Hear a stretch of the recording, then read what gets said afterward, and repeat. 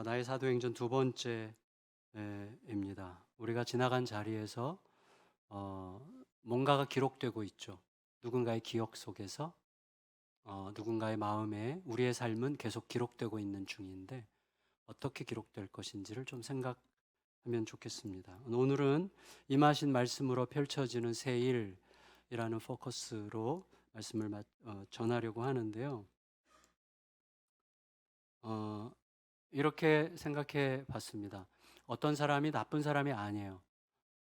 그런데 본의 아니게 혹은 상황을 통제할 수 있는 힘이 우리에게 없으니까 나쁜 사람은 아닌데 그 사람 말만 듣고 따랐다가 망했어요.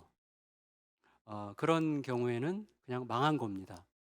그런데 내가 나쁜 사람이 아닌데 그 사람이 뭔가를 말하는데 내가 따를까 말까를 두고 하나님께 계속 여쭈었어요.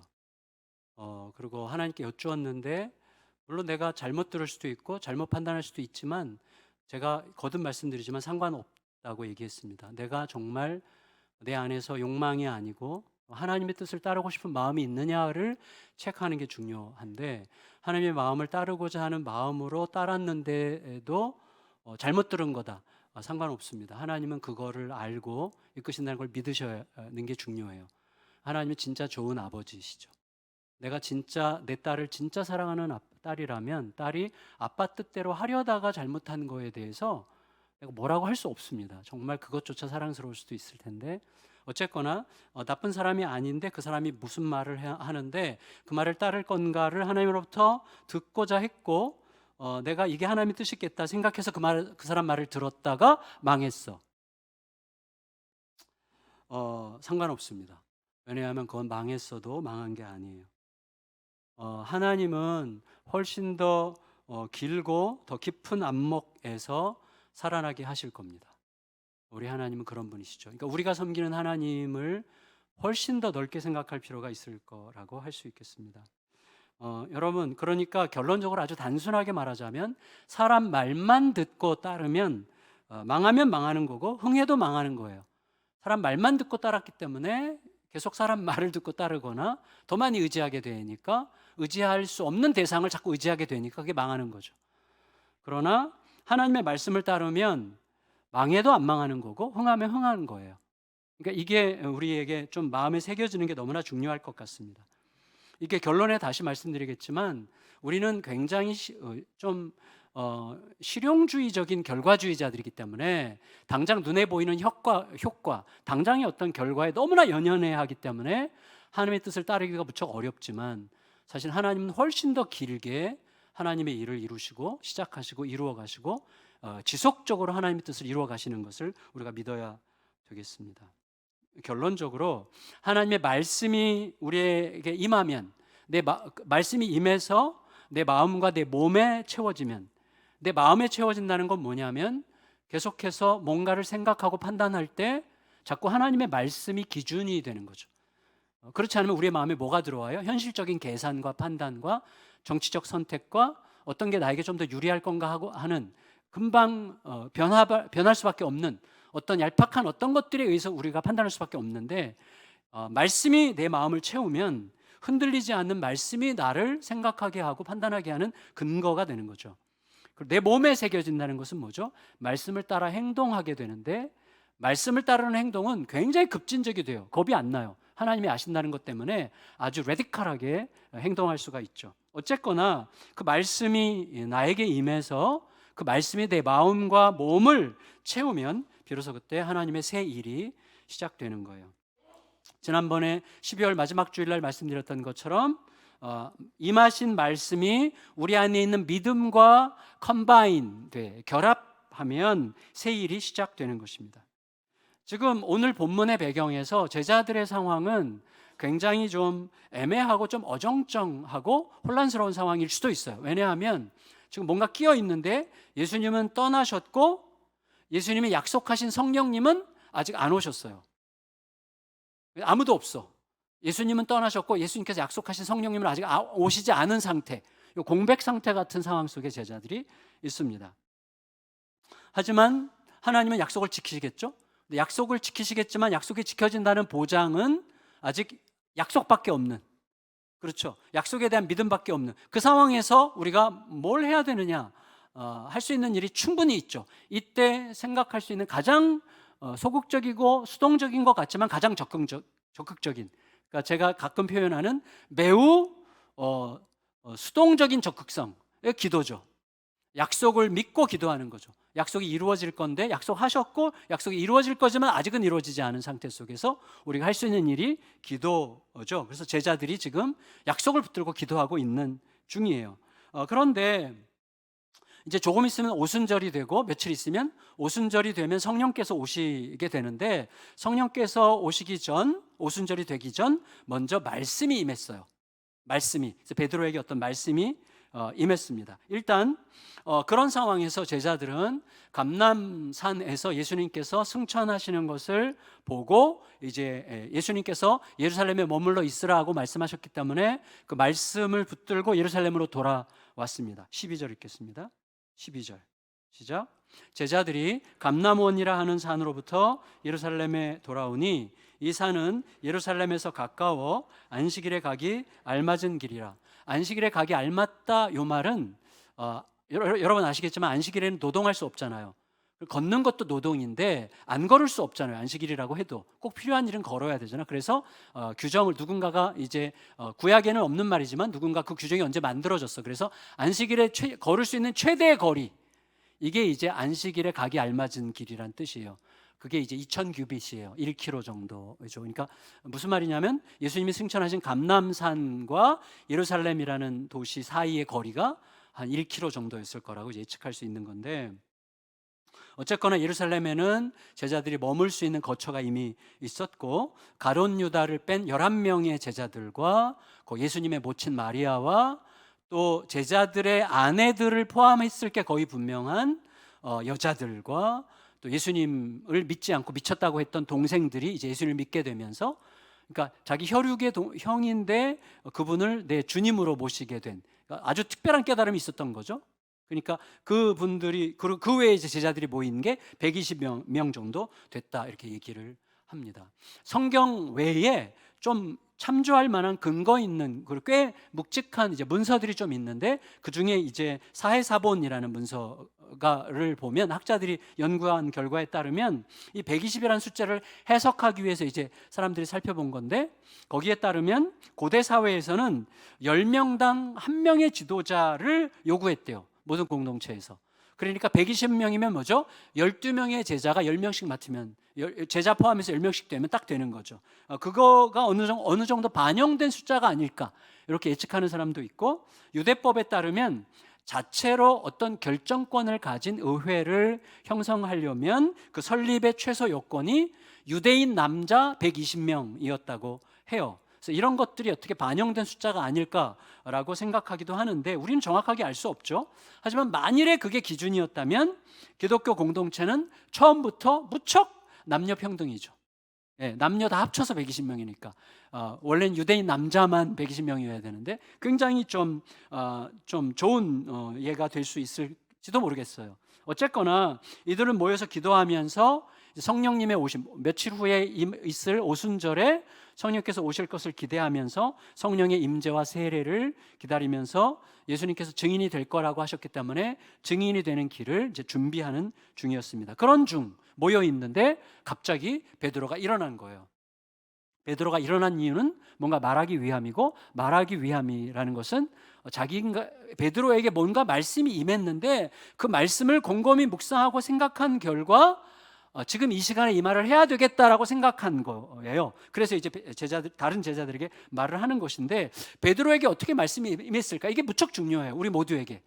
우리들의 모든 상황에서도 제가 전에도 말씀드렸는데 40년 동안 남편 구원해달라고 기도했던 권사님에게 새로운 역사가 일어났어요. 남편이 결국 교회를 다니게 됐는데 그 첫 출발은 뭐냐면 질문이에요. 질문. 하나님, 우리 남편 구원해 주세요의 기도를 바꾸라고 그랬어요. 권사님 그 기도 바꿔서 이렇게 기도합시다. 우리 남편 구원받는 게 주님의 뜻이라면 오늘 제가 무엇을 해야 되는지 알려주세요. 이거 굉장히 다른 기도죠. 그렇게 기도하면서 이제 그게 새로운 역사가 시작이 된 건데, 여러분 이게 중요해요. 베드로는 자기 속에 무척 힘든 일이 있었던 것 같아요. 그 중에 하나가 뭐냐면 가룟 유다의 배신이에요. 여러분 생각해 보세요. 제가 우리 교회 부교육자들 중에서 그렇게 예를 들어서 정말 우리 부교육자님들 정말 고소합니다. 근데 제가 정말 사랑하고 애정을 쏟아서 막 온 힘을 다해서 이렇게 돌봤던 부교육자 중에 한 사람이 저를 등지고 그다음에 나가서 계속 저 욕을 하고 다닌다면 다른 사람들이 뭐라고 하기 전에 저는 제 자신에게 이렇게 말할 거예요. 내 목회는 실패했구나. 당연히 실패했다고 느끼겠죠. 엄청난 패배감에 시달릴 거예요.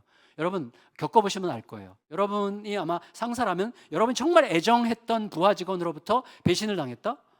그건 뭐 내가 실패한 인생처럼 느껴질 가능성이 무척 많죠. 근데 하물며 하나님의 아들 예수님이 뽑은 제자가 배신했다는 것은요, 베드로에게, 다른 제자들에게도 이건 해석이 안 되는 거예요. 뭐지? 예수님이 실패하신 건가? 뭐지? 이런 생각을 할 수밖에 없는 거죠. 그러니까 이게 질문이에요. 베드로의 질문. 이 질문 속에서, 그리고 제자를 12명으로 예수님께서 뽑으셨는데 한 명이 사라졌어. 그러면 한 명을 채워야 돼, 말아야 돼. 이거를 질문한 거예요. 그러니까 우리들의 삶을 놓고 어떤 게 하나님의 뜻에 맞는지를 질문해야 말씀이 임하는 거예요. 질문이 무척 중요합니다. 정직한 질문, 더 하나님의 본질에 가까운 삶의 선택이 무엇인지에 대하여 질문하는 게 너무나 중요해요. 그냥 그런 줄 알고 살면 안 돼요. 베드로는 치열하게 질문했던 것 같고, 질문한 끝에 아마 어느 날 클릭이 딱 됐을 거예요. 뭐냐면 예수님께서 분명히 오늘 큐티 본문에도 그게 있죠. 성경의 모든 말씀이 나를 향한 거다, 나에 대한 말이다라고 예수님께서 오늘 큐티 본문에서 말했잖아요. 보니까 큐티를 거의 안 하셨네. 하여튼 본문에 있어요. 그리고 예수님께서 부활하신 다음에 엠마오로 가는 두 제자에게 가르치셨잖아요. 성경의 모든 말씀이 나를 향한 말이다라고 말씀하셨잖아요. 베드로에게 그 말이 딱 생각났을 거예요. 그러면서 이제 성경 말씀을, 구약 모세오경, 선지서, 시편, 이걸 막 계속 읽으면서 이 모든 말씀이 예수님께 어떻게 연결이 되는지를 얼마나 많이 생각했겠어요. 생각하고 또 생각하는 중에 아하 라고 어느 날 깨달아진 거죠. 그 말씀이 들어온 거예요. 그래서 말씀이 들어왔고, 말씀이 생각났고, 말씀이 깨달아졌고, 성령의 일이죠. 사실 성령의 일. 그러니까 성령님은 오순절에 오시기 전에 오신 거예요. 어쨌거나 깨달아지면서 베드로가 이제 제자들 앞에 서서 이야기를 하게 되는 것이죠. 어쨌거나 거기에 대해서 좀 이따 말씀을 드리도록 하겠고, 베드로는 계속 질문을 했고, 질문하면서 하나님의 말씀을 통하여 답을 들었단 말이죠. 그러니까 오순절에 공개적으로 성령님께서 임하시기 전에 성령님은 이미 오신 거죠. 그러니까 오순절에 오신 성령님은 하나님의 승리를 공개적으로 선언하는 교회의 공식적 탄생에 대한 하나님의 나라의 공개 방송이었다, 이렇게 말할 수가 있겠어요. 공개 방송도 있고 일반 방송도 있잖아요. 공개 방송은 좀 특별하죠. 이렇게 좀 이건 아주 오늘 그 메시지의 핵심은 아니지만 조금 참조해서 생각해 보면 좋겠다고 생각해서 말씀을 드리는데, 예를 들어서 우리는 특별, 보통 이렇게 얘기하는데, 보통 내가 복음적으로 산다 그러면 특별 이런 거에 대해서 별로 관심을 안 가져요. 그리고 우리 이제 2월 달 되면 특별 새벽 부흥회 있는데, 특별이야, 맨날 일반적으로 맨날 그 같은 복음이고, 또 우리가 매일 어떻게 사느냐가 중요하지 거기다 같이 의미를 갖다 붙이고 그래, 이렇게 생각할 가능성이 있는데, 제가 오늘 거기에 대해서 약간 제 자신에게 반박을 하는 거예요. 왜냐하면 제가 약간 그런 스타일이거든요. 제가 좀 특별한 거 별로 안 좋아하고, 그냥 일상이 중요하지 특별 이게 뭐야, 이렇게 생각하는데, 하나님께서 제 마음속에 너 그거 다시 생각해라, 이렇게 좀 깨우쳐 주셨어요. 자, 이렇게 생각해 보면 좋겠어요. 여러분, 우리 딸, 저희 막내딸 같이 살고 있지만, 막내딸이 이 설교를 안 들을 게 거의 분명하기 때문에 말할 수 있는데, 집에서 이제 잠옷 차림으로 막 왔다 갔다 하고, 때로는 막 속옷바람으로 왔다 갔다 하고, 입 쩍쩍 벌리고 막 그 거칠게 하품하고, 냄새나고, 그 다음에 엄마랑 막 지지고 볶고, 이런 딸이에요. 그 딸 우리 딸이죠. 근데 이 딸이 만일에 대학을 졸업하게 됐고, 대학을 졸업하면서 이제 졸업식장에 가서 학사모를 딱 쓰고 졸업 가운을 입고 졸업장을 받기 위해서 총장님 앞으로 걸어 나가는 딸의 모습을 딱 본다면, 그 딸은 제 딸이지만 제 딸이 아니에요. 약간의 거리감과 함께 존엄성이 부여되고, 약간 그 위엄과 권위가 부여되면서, 제가 함부로 생각할 수 없는, 집에서 속옷 입고 다니는 딸이 아니고, 그저 좀 약간 좀 더 약간 좀 멋있는 거리감이 느껴지는 어떤 존재가 되는 거죠. 한꺼번에 갑자기 이렇게 되는 것이죠. 여러분, 저는 그게 무척 중요하다고 생각해요. 집에서 막 애기 젖 먹이고 막 우유 먹이고 막 지지고 먹고 막 이렇게 하던 아줌마인데 경찰이야. 제복을 딱 입으면 거기 엄청난 권위와 권세가 딱 붙어서 뭔가 다른 존재가 되는 거죠. 그러니까 그분이 그분이지만 그분은 또 그분이 아니기도 해. 이걸 우리가 이제 이해하는 게 중요한 거죠.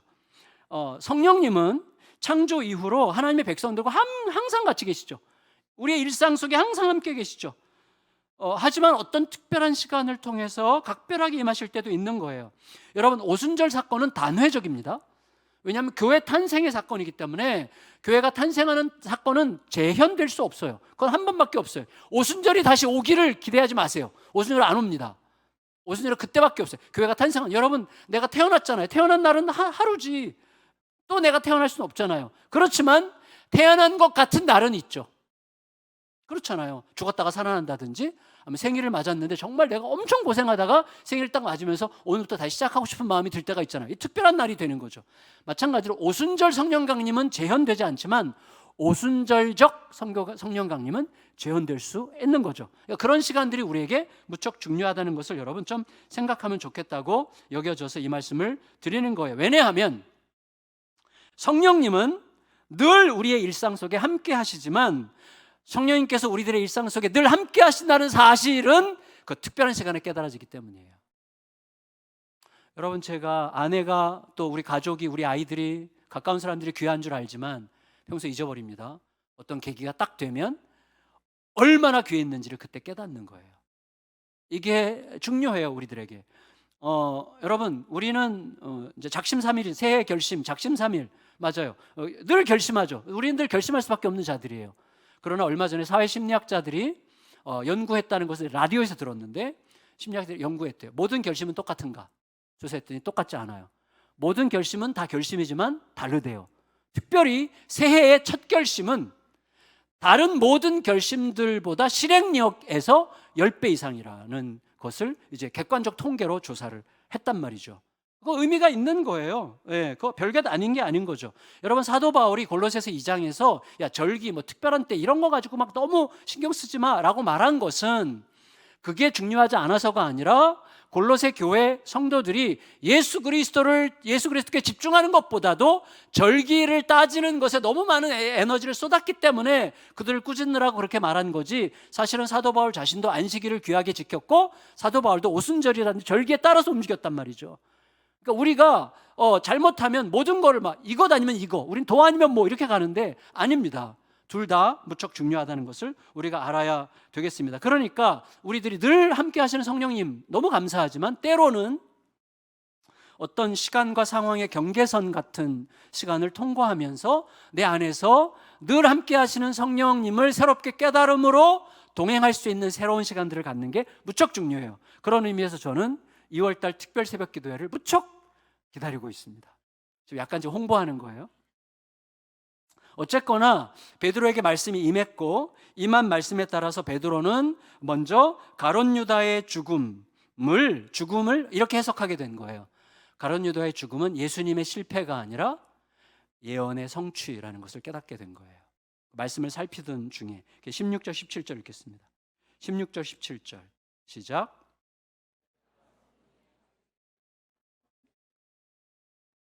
유다를 가리켜 미리 말씀하신 성경이 응하였으니 마땅하도다.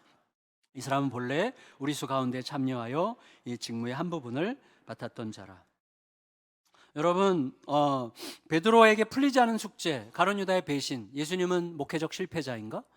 예수님은 잘못 선택한 건가? 예수님도 실수하신 건가? 이렇게 생각할 수밖에 없는 어떤 그런 상태 속에서 이 과제를 풀고 싶었을 거예요.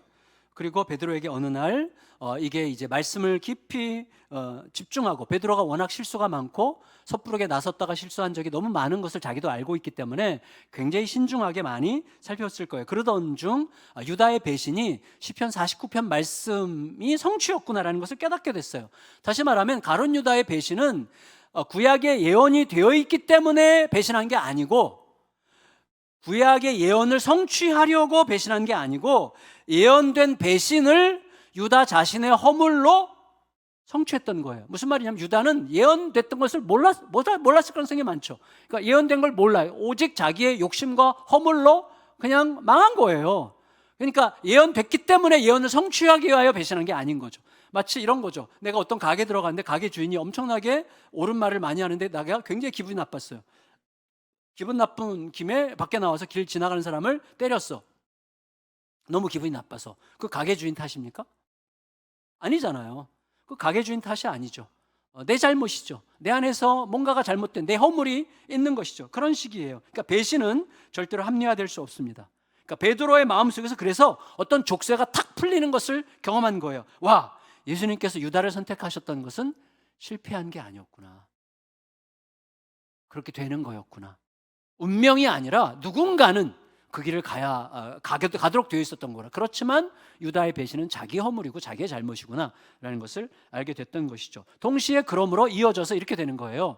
그런데 쭉 보니까 시편 69편에는 유다의 거처가 황폐하게 된다고 그랬는데 유다는 죽어서 아주 처절하게 죽었기 때문에 그 예언은 이루어졌는데, 그 다음에 시편 109편에 보면 그 사람의 자리를, 직분을 누군가가 다른 사람이 대신 취하게 해달라는 기도가 나오거든요. 시편 109편에.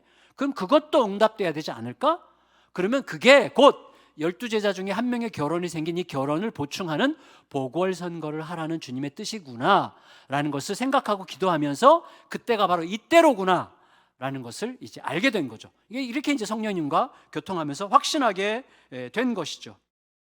여러분, 그렇지만 우리가 꼭 하나 알아야 될 게 있는데, 이 사도직이 하나가 이제 결혼이 되면서 결혼을 보충하는 보궐선거가 진행된 것은 유다가 죽었기 때문이 아니라 유다가 배신했기 때문입니다. 무슨 말이냐면 뒤에 가면 야고보 사도도 죽어요. 초대교회의 수장이 이제 야고보 사도인데 야고보가 이제 헤롯으로부터 참수형을 당하잖아요. 근데 그때 야고보의 빈자리를 보궐선거하지 않습니다. 채우지 않아요. 그럼 우리가 이렇게 결론 내릴 수 있죠? 배교자의 빈자리는 다시 채워져야만 하는 공백이지만 순교자의 자리는 영원하다, 이렇게 말할 수 있습니다. 왜냐하면 순교자에게는 하나님께서 영구 결번을 주시는 거죠. 축구 선수 중에 우리 팀에서 워낙 탁월했던 정말 영웅적인 선수는 그 사람이 등에 달고 있었던 번호를 아무도 못 달잖아요. 계속해서 그건 그냥 그 사람의 것으로 남겨두는 것처럼 순교자의 자리는 영원하다고 우리가 생각할 수 있겠습니다. 어쨌거나 베드로는 그렇게 생각하면서 이제 한 사람을 뽑되, 그러면 어떤 자격을 가진 사람이 이 보궐선거의 후보가 될 수 있을까를 또 고민했을 거예요. 그리고 그 사람이 감당해야 될 사명은 뭘까? 그래서 보궐선거를 뽑는 사람의 기준과 사명에 대해서 생각을 했을 거예요. 21절, 22절 읽겠습니다. 21절, 22절 시작. 이러함으로 요한의 세례로부터 우리 가운데서 올려져 가신 날까지 주 예수께서 우리 가운데 출입하실 때에 항상 우리와 함께 다니던 사람 중에 하나를 세워 우리와 더불어 예수께서 부활하심을 증언할 사람이 되게 하여야 하리라 하거늘. 기준은 뭡니까? 세례 요한 때부터 예수님께서 부활하실 때까지 항상 함께 있으면서 예수님의 부활을 목격한 사람. 두 번째, 그럼 그의 사명은 뭡니까? 예수님께서 죽으셨다가 부활하셨다는 사실을 증언하는 것. 이게 이제 그의 사명이죠. 그러니까 이 기준에 해당하는 사람은 많지 않죠. 근데 사명은 너무나 명확하죠. 사명이 너무나 예수님의 부활을 증언하면 돼요. 예수께서 살아나셨다는 것을 증언하는 거죠. 그렇지만 여러분, 우리가 알잖아요. 사명은 단순할수록 힘듭니다. 그래서 우리의 사명은 뭐죠? 이 땅에서 예수님께서 우리에게 주신 사랑, 예수님의 마음으로 예수님께서 우리에게 허락하신 사랑을 펼치는 거죠. 우리의 사명이에요. 근데 이 세상은 그 사랑을 받아들일 힘이 없고 또 그 사랑을 통과할 힘이 나에게 없고, 그러니까 현실이 복잡하기 때문에 사명은 단순해도 현실은 너무나 힘들어. 그러니까 사명이 단순할수록 너무나 복잡하고 힘들어요. 그러면 어떻게 하냐? 우리는 그때 고민해. 그래서 사명의 그 단순 명쾌함이 흐려져. 그래서 아무것도 못하는 거예요. 어떻게 해야 되느냐면, 사명이 단순할수록 현실은 복잡하기 때문에 단순한 사명을 복잡한 현실에서 수행하려면 사명보다 나의 실행이 훨씬 더 단순해야 돼요. 훨씬 더 단순하고 선명해야 되는 것이죠. 그러니까 여러분, 왜냐하면 내 결단이 희미하거나 내 결단이 애매하면 복잡한 현실에 휘둘리다가 어찌할 바를 모르고 표류하게 됩니다. 그래서 우리가 어정쩡한 상태로 그냥 너무 세월만 가는 거예요. 아무 문제도 해결이 안 돼. 네. 아까 우리 간증하신 집사님 뭔가 결단을 한 거죠. 내가 바뀌어야 되겠다. 말 한마디라도, 내 눈빛이라도, 내 어떤 선택이라도 다른 방식으로 해야 되겠다는 선택을 해야 되는 거죠. 그 단순하게 근데 말이지 우리 동서가, 우리 시댁 식구들이 뭐 이렇게 하는데 저렇게 하는데 내가 꼭 이렇게 한다고 되나? 이런 생각이 들어오기 시작하면 아무것도 못하는 거예요. 단순하게 그냥 가는 거야. 가면 거기서 그게 복잡한 현실과 함께 어우러지면서 새로운 일들이 펼쳐지는 거예요. 그러니까 들어온 말씀이 펼쳐질 때는 매우 선명한 방식으로 펼쳐지는 게 너무나 중요하다는 것을 우리가 알아야만 하는 것입니다. 그러니까 생각은 매우 깊고 정밀하되 치열하되 결단은 매우 단순하고 명쾌한 게 중요합니다. 어쨌거나 제자들은 이제 이런 기준에 맞는 저 후보자들을 서로 토론하고 막 이야기하면서 추천하고 추려서 2명으로 이제 토론을 했어요. 그리고 추린 끝에 2사람의 최종 후보자가 세워졌는데 한 사람은 요셉이었고 한 사람은 마띠아이었습니다. 읽지 않겠습니다. 어쨌거나 저는 이 방법이 몹시 균형 잡힌 참 괜찮은 방법이다 이런 생각이 듭니다. 왜냐하면 둘 중 누가 되더라도 상관이 없는 훌륭한 사람 2사람을 추천해서 결과는 하나님께 맡기는. 참 매우 2사람을 추천하기까지는 계속 토론하고 우리에게 주신 생각과 판단력을 충분히 사용해서 열심히 논쟁하면서 추천을 한 다음에는 2사람 중 누가 돼도 상관없으니까 하나님께 선택권을 맡기는. 그래서 하나님이 하셨다고 우리가 알게 되는.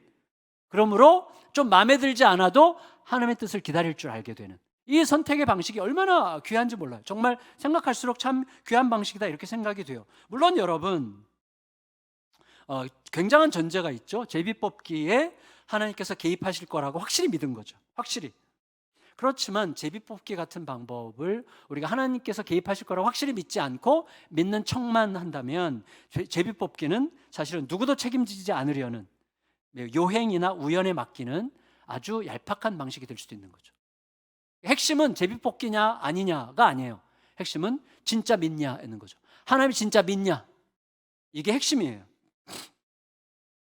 여러분, 우리가 우연은 없다는 것을 확실히 믿고 있다면 이 제비뽑기라는 방식에도 하나님께서 개입하실 거라는 사실을 믿을 수 있어야 되겠습니다. 핵심은 중심이죠. 예를 들어서 곁다리 이야기지만 저희 교단의 이제 총회장은 어떻게 뽑냐면 그 전해에 먼저 부총회장을 뽑아요. 부총회장이 뽑히면 한 명을 뽑는데 그 부총회장이 1년 후에 자동으로 총회장이 되는 거예요. 그러니까 제일 격렬한 선거전은 언제 있어요? 부총회장 선거야. 부총회장 한 사람을 뽑는데 모든 사력을 다해. 그래서 이것 때문에 이제 여기에 금권 살포, 뭐 돈을 막 뿌리고, 그다음에 패거리가 생기고, 막 정치판이 벌어지고, 목사고 뭐 잡사고 아무 소용이 없어요. 그냥 거기서 막 돈 때문에 움직이고, 물론 다 그런 건 아니지만 그런 어떤 정치에 눈이 밝은, 또 이제 정치라는 게 무조건 나쁜 건 아니잖아요. 정치적으로 구는 목회를 인맥으로 사람과의 관계로 협박으로 막 돈으로 이렇게 하려는 이런 얄팍한 수법으로 하려고 하는 그 꾼들이 있어요. 꾼들이 막 주도를 하는 거예요. 이거에 대해서 이제 좀 대대적으로 반성을 하면서 이건 진짜 안 된다. 이러고 우리가 어떻게 목회를 하냐. 그래서 좀 우리가 하나님을 믿고 신뢰하자. 그래서 제비뽑기로 바꿨어요. 총회장 뽑는 방식. 그래서 부총회장을 뽑을 때 2사람 후보를 정해놓고 성경적으로 2사람 중 누가 돼도 된다. 그래서 제비뽑기로 한 사람을 뽑았거든요. 7년 했어. 그리고 다시 원점으로 돌아왔어요. 다시 이제 안 된다 이거. 그래서 제비뽑기를 포기했어요. 이유는 뭐냐면 제가 이제 자료를 찾아보니까 총대들이 다 이제 거기 참여해서 선거하는 사람들이 총대인데, 총대들이 선거권을 가졌는데 총대들의 의견이 전혀 부총회장 뽑는데 반영이 안 되는 게 좀 너무 이상하다. 이거는 말이 안 된다. 그리고 그렇게 뽑으니까 이 총회장의 책임감이 떨어지는 것 같다. 그리고 둘 중에 이 사람이 더 훨씬 유리해. 훨씬 이 사람이 되면 좋겠어라는 사람이 있잖아요, 솔직히. 근데 그 사람이 안 돼. 꼭 돼야 될 사람이 안 되더라. 그러니까 연대감이 사라지더라. 여러 가지 이유 때문에 이제 원상복구가 돼가지고 지금 또 다시 이제 선거 투표를 하거든요. 또다시 이제 금권 선거, 금전살포 이런 게 지금 이루어지고 있어요. 좀 안타까운 상황인데 저는 이렇게 말하고 싶어요. 좀 과감하게. 총대들 각자의 정치적인 성향을 관철시키려고 하는 욕망의 다른 표현이 아닐까? 사람은 자기 손끝에서 뭔가 이루어지기를 원하잖아요.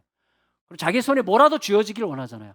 내 손끝에서 뭔가 결정되기를 기대하고 내 손에 뭐라도 쥐어지기를 기대하는 마음이 그런 식의 합리적인 이유들을 만들어낸 게 아닐까라는 의심이 물론 제가 그분들보다 깨끗하다고 지금 말하는 건 아닌데 저도 똑같죠. 근데 어쨌거나 그렇지 않았을까라고 생각이 되고 조금 더 오늘 본문에 비추어서 적나라하게 고발하자면 하나님이 제비뽑기에 관여하신다는 것을 우리는 믿는가?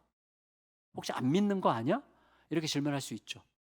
그리고 우리에게 물어야죠. 우리 교회 주보에 있는 우리 교회 부목사 섬기는 이 중에 김진 목사가 있어요. 김진 영성 담당 김진 목사. 교회는 출석은 안 하는데 제 친구인데 이 친구 이제 요새 막 텔레비전에 워낙 많이 나와가지고 좀 하여튼 이제 시비에 걸리면 논쟁이 많이 될 만한 일을 많이 하는데 저는 존중해요. 그런데 이 친구가 얼마 전에 책을 쓴 걸 이제 저에게 옛날에도 보냈는데 또 보냈더라고요. 그 책 제목이 뭐냐면 제가 안 읽은 걸 알고 어떻게 또 보냈나 봐요. 그리스도인들은 왜 하나님을 믿지 않는가? 라는 책이에요. 여러분 우리를 가만히 들여다보세요. 우리가 진짜 하나님 믿는가? 제비뽑기 하나님께서 관여하실 거라고 믿는 사람은 누구죠? 내가 원하는 사람이 뽑혔을 때 역시 우리 하나님은 관여하셔. 내가 원하는 사람이 안 뽑힌 사람은 이거 제비뽑기는 무책임한 거야. 이렇게 이야기하겠죠. 전부 다 자기 중심이에요. 그러니까 우리는 진짜 나를 믿는지, 내 의견을 믿는지, 내 전제를 믿는지, 내 선입견을 믿는지, 진짜 하나님 믿는 건지를 물어야 되는 거예요. 저는 제비뽑기가 더 낫다 이렇게 말하려는 게 아닙니다. 그리고 선거가 더 낫다 이것도 아니에요. 선거는 그야말로 자칫 좀 변질되기, 독재, 가진 자들의 독재로 변질되기가 너무나 쉬워요. 제비뽑기건 선거건 핵심적으로 중요한 건 뭐냐면 우리가 치열하게 물어야 될 것은 우리 진짜 하나님 믿고 있어? 진짜 이거 하나님 믿는 거 맞아?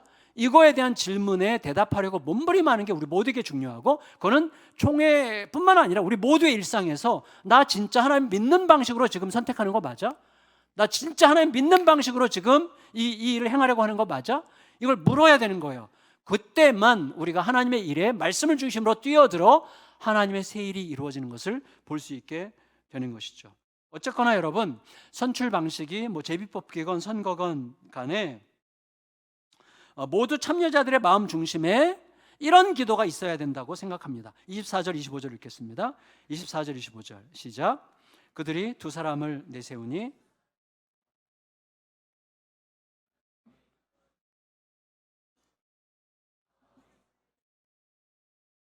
보이시옵소서. 유다는 이 직무를 버리고 제 곳으로 갔나이다 하고. 너무나 좋은 기도죠. 제가 풀어서 나누자면 이런 식이죠. 주님은 우리 모두의 마음을 아신다는 것, 이 상황을 보고 계시다는 것, 이 상황에 개입하셔서 하나님의 선하신 뜻을 이루신다는 것을 믿습니다. 주님은 저희가 추천한 이 두 사람을 너무나 잘 알고 계십니다. 저희에게 하나님의 마음을 알려주십시오. 이 두 사람 중 누가 되더라도 잘 해낼 거라고 믿습니다. 그리고 선발되지 않더라도 잘 섬길 사람이라는 것을 알고 있습니다. 하지만 가룟 유다의 자리를 대신할 한 사람을 뽑아야 된다면 하나님의 마음을 우리에게 알려주셔서 우리가 잘 발견할 수 있게 주십시오 하고 항아리에다가 돌멩이, 이 두 사람의 이름을 쓴 돌멩이 두 개를 넣고 흔들면서 기도한 다음에 그중에 하나를 뽑은 거예요. 이게 이제 제비뽑기 방식이거든요. 결과는 마띠아였어요. 마띠아. 이때 우리가 주의해야 될 게 몇 가지 있는데, 첫째, 요셉과 마띠아 중에서 마띠아가 됐는데 요셉이 거절당한 게 아니라 마띠아가 선출됐다는 거예요. 우리는 굉장히 상대적 결과주의자들이기 때문에 요셉과 마띠아가 있으면 내가 요셉이라면 마띠아가 됐다는 것을 내가 거절됐다고 생각해요. 그게 아니고 요셉은 현재의 자리에서도 충분히 잘할 수 있는 사람으로 선출된 거고 마띠아는 사도로 선출된 거예요. 둘 다 선출된 거죠. 이런 생각을 가지는 게 우리에게 너무나 중요하죠. 그런데 마띠아는 12번째 사도로 선발된 후에 더 이상 성경에 등장하지 않습니다. 물론 성경에 등장하지 않는다고 섬김의 비중이나 사역의 중요성이 떨어지는 건 아니겠죠. 하지만 우리는 은연중에 그렇게 생각하게 돼요. 뭐야? 이게 끝이야. 마띠아는 이걸로 선출됐다. 이걸로 끝이야. 더 이상 등장하지 않습니다. 이렇게 고요하게 사라질 거면 굳이 막 12명의 보궐선거를 왜 해? 이렇게 생각할 수 있을 거예요. 혹은 이렇게 생각해요. 예수님께서 12번째 주자를 12번째 사도를 사도 바울로 선택하신 거 아니야? 베드로가 너무 성급하게 군 거 아니야? 괜히 좀 베드로 또다시 그냥 섣부르게 나섰다가 괜히 일 거르친 거 아니야? 나중에 예수님께서 다메섹에서 바울 부르면 바울이 12번째 사도 되면 딱 맞는 건데? 이렇게 생각할 수 있는데 우리만 그렇게 생각할 수 있는 게 아니라, 물론 아무도 그렇게 생각 안 하셨겠지만 사실은 굉장히 유명한 그 캠벨 몰간이라고 하는 그 목회자가 있어요. 그 유명한 영국에서 가장 유명한 채플 중에 웨스트민스터 채플이 있는데 거기에 우리나라의 굉장히 유명한 목사님 로이드 존스 목사님의 선임 목사님, 그분이 로이드 존스를 뽑은 분인데 그분이 그렇게 확신을 했어요.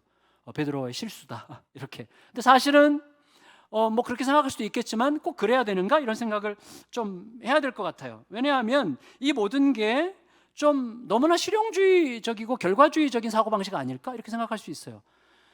그리고 마띠아랑 요셉을 본다면 요셉이 좀 더 유명해요. 왜냐하면 요셉의 이름은 세 개야. 바사바라고도 하고 유스다라는 별명까지 가진 요셉이에요. 바사바, 안식일의 아들, 유스도, 의로운 사람, 요셉. 그러니까 더 이름이 많다는 것은 더 유명하고 더 유력하고 더 능력 있고 이런 사람이라고 예측할 수 있는데 오히려 요셉이 제껴지고 마띠아가 뽑혔기 때문에 우리들은 좀 섭섭할 가능성도 있을 것 같아요. 하지만 하나님의 뜻은 그런 게 아닌 거죠. 여러분, 실용적인 결과 여부가 무조건 틀린 건 아닙니다. 실용적인 결과 여부가 때로는 중요할 수도 있지만 만일에 실용적인 결과 여부로만 판단한다면 예수님과 예수님의 12제자의 인생은 한결같이 답답하고 한심하죠. 꼭 기억해야 되죠.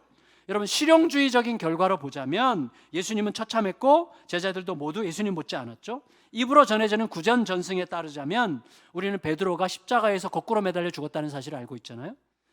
구전전승이 뭐 성경은 아니지만 또 완전히 옳다고 말할 수는 없지만 참조가 상당히 되죠. 구전전승에 따르면 야고보는 예루살렘에서 참수형을 당했고, 물론 사실은 성경에도 나오죠. 요한은 반모섬에 유배당한 다음에 순교했고, 마태는 페르시아, 이집트, 에디오피아 등지에서 복음을 전하다가 창에 찔려서 죽었고, 빌립은 그리스, 우크라이나, 소아시아, 프리기아 등에서 복음을 전하다가 십자가에서 달려 죽었고, 안드레는 흑해 연안 지방에서, 바돌로메는 소아시아 국가들과 아르메니아 등에서 복음을 전하다가 순교했고, 도마는 페르시아와 인도에서 복음 전하다가 죽었고, 마찬가지로 마띠아 역시 에디오피아와 주로 좀 유대 지역에서 복음을 전하다가 매 맞고 참수형을 당해서 죽었습니다. 우리가 알아야 될 게 있어요. 여러분, 이 모든 사람들을 통해서 지금 인도에는 도마를 기념하는 기념 여러 시설들도 있고 있죠. 근데 사실은 정확한 건 우리가 알 수 없지만 이분들이 어딘가에 가서 복음을 전한 결과 지금 눈에는 나타나지 않지만 어떤 영향으로 교회는 이어지고 있는 거예요. 여러분, 소아시아, 저는 성지순례를 아직 한 번도 못 가봤지만 소아시아 지방에 가면 교회가 다 무너졌을 때 절망할 거 하나도 없습니다. 그건 교회가 아닙니다. 교회는 사람이죠. 죽었어도 그들을 통해서 이어지고 있는 거예요. 계속 어디선가 그들의 흐름을 통해서 교회는 계속 이어지고 있는 거예요. 그 결과가 우리들일 수도 있어요. 우리는 몰라요, 그 여정을. 그렇지만 지금 엄연히 전 세계 십수억의 사람들이 오늘도 예배를 드리고 있는 거죠.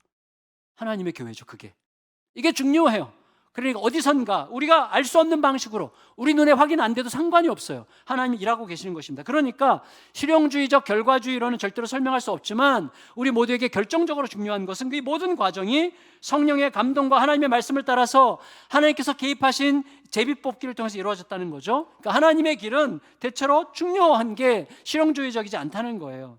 하나님께서는 당신이 주시는 말씀을 따르는 우리들의 순종을 통해서 아주 긴 안목에서 우리가 생각지 못하는 새 일을 시작하시고 그 일을 아주 지속적으로 이루어 가시면서 어디선가 꽃이 피게 하시는 방식으로 계속 온 세상에서 지금 뭔가를 하고 계시는 것이죠. 그래서 선교는 우리의 일이 아니라 하나님의 일인 거예요.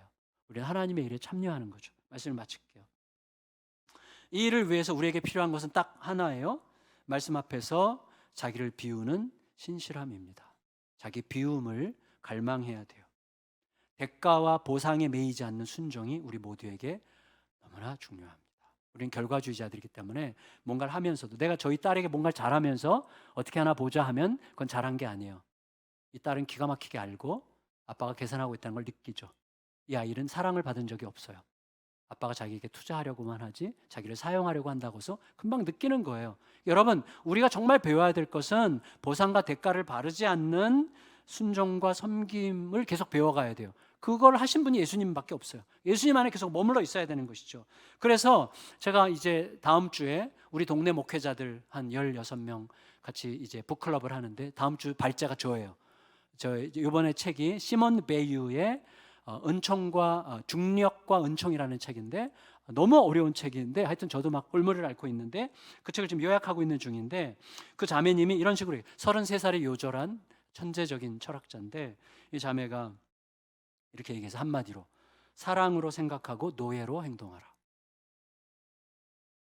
너무 멋진 말이에요. 생각할수록. 무슨 말이냐면 노예는 뭐죠? 내가 이렇게 함으로써 주인으로부터 어떤 대가를 받을 거라고 생각하지 않고 주인이 명령했기 때문에 그냥 하는 거예요. 그러니까 주인의 말이 곧 내 행동이야. 대가를 바랄 수가 없는 것이죠. 대가를 기대할 겨를이 없는 주인의 명령에 대한 따름이 내 전부인 종으로 행동하라는 거예요. 이게 중요해요. 그래서 주인에 대한 그 사랑이 나로 하여금 대가를 바라지 않아도 너무나 충분한 이미 나를 향한 대가죠. 주인에 대한 사랑이 이미 대가죠. 그것으로 인해서 순종하는 노예가 되라는 이야기를 했어요. 그래서 이분이 여러 곳에 이제 다양한 단상들을 적었는데 그걸 좀 일부분을 요약해서 정리해서 이렇게 적었는데 같이 한번 읽어보겠습니다. 시작. 우리는 언제나 어떤 특별한 성취나 보상을 바라지 말고 텅 빈 상태로 존재할 수 있기를 바라야 한다. 그렇게 빈 상태야말로 어떤 충만함보다도 가득한 상태라고 할 수 있다. 채워주실 분이 모든 것으로 충만하신 하나님이시기 때문이다. 그리하여 우리가 진리를 살아간다는 것은 없음, 결핍, 고난과 죽음이 가져오는 황무한 빈자리를 견뎌낸다는 뜻이다. 결국 빈자리를 견뎌낸다는 건 기꺼이 죽음을 받아들이는 거다. 그런 의미에서 참 진리는 죽음과 한자리에 함께 있다. 하나님이 주시는 보상은 우리의 결핍을 다른 보상들이 채울 때에는 결코 찾아오지 않는다. 비어 있어야만 하나님만이 주실 수 있는 보상을 제대로 받을 수 있다. 따라서 대가 없는 행동을 위한 에너지는 오직 우리의 비어있음을 채우는 이로부터 곧 위로부터 와야만 한다. 여러분, 이건 우리 일상에서 정말 좀 지금 읽고 이해하기는 좀 어렵지만 대충 느낌은 있으실 거예요. 느낌은. 예를 들어서 내가 누군가에게 어떤 선한 일을 했는데 대가를 기대하고 있으면 안 하면 서운하고 힘들고 정죄하게 되고, 누군가 했는데 내가 기대했던 기대와 비교하게 되고 기대보다 넘치면 고맙다고 생각하기 때문에 이것은 뭐예요? 내 사랑을 내가 스스로 나에게 한 거죠. 내가 나에게 사랑한 거잖아요. 대가를 넘치게 받았으니까. 내가 생각했던 기대보다 모자라면 서운함만 남죠. 이건 사랑이 아닌 거예요. 그러니까 이거밖에 진리가 아니에요. 이게 진리야. 하나님, 근데 그걸 가르쳐 주시는 분은 예수님밖에 없어요. 예수님 안에 머무르면 그때 비로소 우리는 빈 마음을 배우기 시작하고 빈 자리에 채워지는 하나님의 말씀과 함께 순전하게 순종해 갈 때 우리도 모르게 하나님의 새 일이 어디선가 시작이 되는 것이죠. 그래서 우리는 시몬 베유가 우리의 비어있음을 채우시는 이로부터, 곧 위로부터 와야 된다는 말처럼 우리는 위로부터 오시는 성령님을 기다리는 거예요. 그래서 위로부터 임하시는 말씀을 기다리는 거예요. 위로부터 오신 예수님이 가신 그 길을 따르고자 하는 거예요. 그 말씀이 나를 채우고 나를 끌어가는 여정을 통해서 하나님은 내 가슴에서, 우리 가족들을 대하는 나의 얼굴에서, 우리 주방에서, 일터에서 어디서나 새 일을 시작하실 수 있습니다. 영원하신 창조자 하나님과 함께 가만히 역동적으로 동력하는 그 기막힌 삶이 우리의 실제가 되는 거예요. 조금 추상적일 수 있지만 여러분 느낄 수 있을 거예요. 그 길, 창조자와 함께 걷는 이 기막힌 삶을 우리의 삶에서 실제로 경험하면서 어느새 생각지도 못했는데 우리 자녀들로부터, 아까 그 집사님 동서로부터 나 교회 가고 싶어요 라는 말을, 동서지간은 참 어려운 사이잖아요. 동서로부터 들었기 때문에 아마 자꾸 울먹울먹 하신 것 같은데, 그런 은혜가, 나도 생각지 못했던 또 변화들이 어디선가 일어나는 하나님의 새 일을 경험하는 우리 모두가 되시기를 예수님의 이름으로 축원합니다. 우리 같이 주보에